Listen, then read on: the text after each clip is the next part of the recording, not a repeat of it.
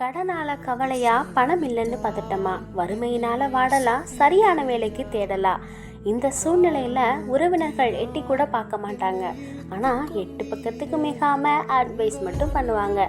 Bible வசனம் என்ன சொல்லுதுன்னா, கர்த்தர் எனக்காக யாவையும் செய்து முடிப்பார். சங்கீதம் 138:8.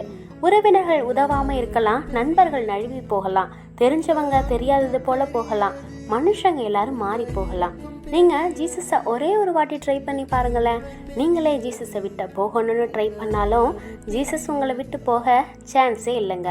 ஸோ ஜீசஸ்க்கு ஆரம்ப புள்ளி வச்சு உங்கள் லைஃப்பில் அடைச்சி கடனுக்கு முற்றுப்புள்ளியை போட்டு விட்டுருங்க. சொன்னதை செய்யும் வரை அவர்